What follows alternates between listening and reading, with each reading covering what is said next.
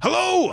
I am Anderson Cowan, and I've got a movie to make, and this is Loaded for Bear. Let's make this movie week 18 of 36 weeks.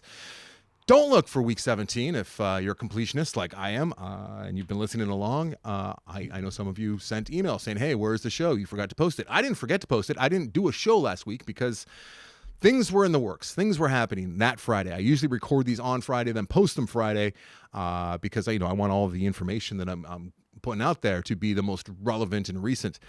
We were really close to having a couple things happen. One thing did happen, and I was waiting for the other thing to happen. I wanted to do a big push. I wanted to do a big, okay, here's what we got, here's where we're going as it pertains to the short film, which we are now looking to shoot the third week of October. We're not looking to shoot it the third week of October. We're going to shoot it most likely in October. Our target date is October, third week of October. I'm crewing up. I'm getting people to lock in. That's all happening, as well as casting. And I foolishly had forgotten that we are not discussing any castings that we may have. We already have two people locked in, one of which is somebody you probably know. The other one is probably somebody you know, or somebody you know knows. They're a smaller, younger actor. I shouldn't say smaller, but they're mainly known for one thing, and if you have not watched that thing, you wouldn't know them necessarily. I can say that I didn't know this person until they were brought to my attention, and I saw them, and I watched their reel, and I'm like, oh my God, that person's perfect for our project. So we have that person locked in. God, I'm being cryptic.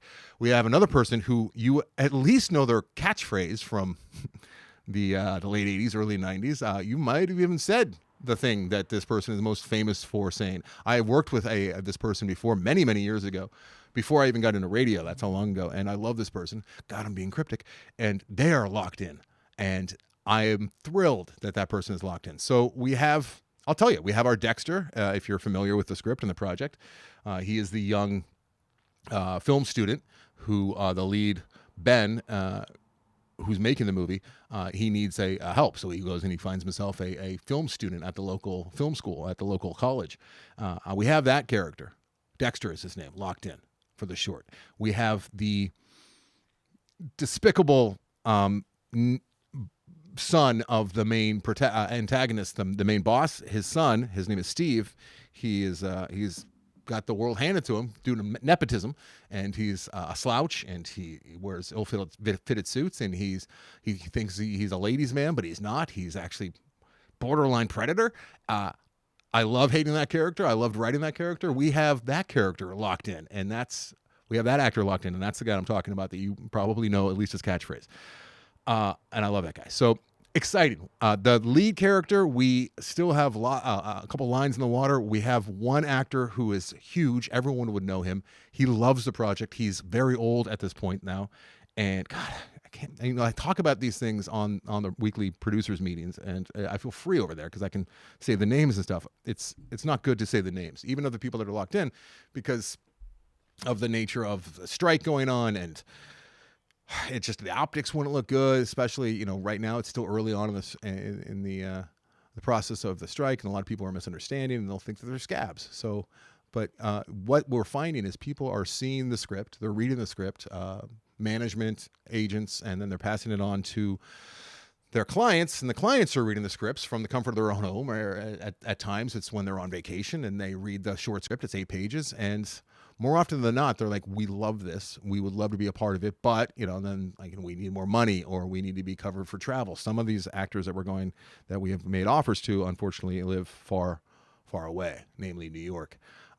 Or we've only heard like one just flat out like, yeah, this is not for me. But for the most part, it's people are like their management is actually calling my producer Robert and telling them how much they love it, and they'd love to be considered for the feature, which doesn't happen. It doesn't happen in this business. So we know we're on the right track. We know we're doing something. And it doesn't really surprise me that people are responding to this project because it is so unique and it does serve a purpose. It's not just a story. It's a story to help, I think, the general public, much like the movie Champions and others like it, to see what they're missing with this population if you don't have any contact with this population, and that is namely the IDD population. So things are all going well in that front. So the one actor who really wanted to be in it, and you definitely know who this person is, they are now 7 years old, and they live very far away. Just to get to the airport would have been, I don't want to say life-threatening, but, when you get 70, you don't like to travel as much, especially, for a 1 or possibly 2 day shoot, which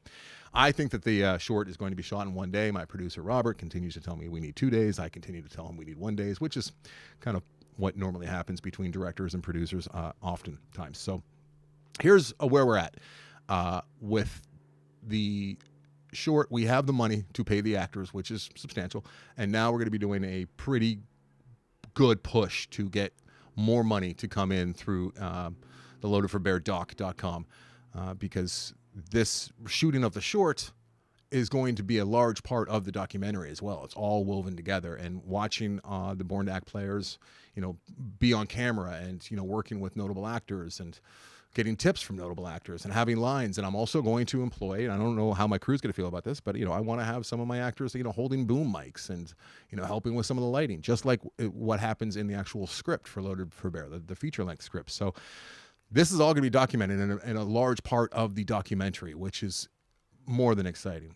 Speaking of the documentary, we have successfully created our own Interrotron, which is the effect of the interview the subject speaking directly into the camera, and we have a teleprompter set up, so they're seeing my face. We did this just last night. We're interviewing a subject, so they see my face on the screen, which right directly behind that is the camera lens, and then they're talking to me, and they forget that they're talking to a camera, and they tend to open up. It's that system that was originally invented by Errol Morris, the great Errol Morris, one of the greatest documentarians that we've ever known. And he came up with something called the Interrotron, which was very, very expensive and hard to come about back in the day. But now with technology, we were able to do it for pretty cheap, and got the same effect. And it looks great. And so we're very happy there. Got some very exciting interviews lined up, one of which was hard to put together. I shouldn't say hard, because one of the moms was very, very helpful. She's actually hosting it in her backyard, but we're going to have 5 of the more outspoken moms get together and going to give them a little bit of wine, and they're not doing on-camera interviews. They're going to be talking amongst themselves about some of their challenges and some of their beliefs about, a test that can be done to see, let early, first trimester if you're carrying a fetus with Down syndrome, and the decision to abort, how that is very common and prevalent. And they have opinions about these things. They're going to be talking about things that I think a lot of parents don't realize, their daily struggles. And I've spent a lot of time with this population, either volunteering with them or working with them, and I understand those struggles to an extent. I go home when I'm done with my shift.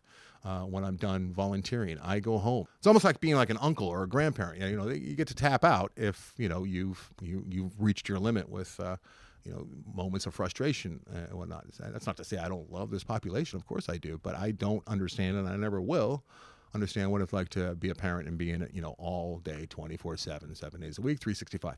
I have never experienced that. These parents have, and these moms have in particular, and we're going to hear their stories firsthand. So I think that's going to be a great one. Mike and I got to see that a little bit when we went down to Temecula, and they just started kind of spontaneously started talking about it. But we had another meeting we had to get to, so Mike and I had to pack up our gear and leave halfway through that. And I said, let's do this again.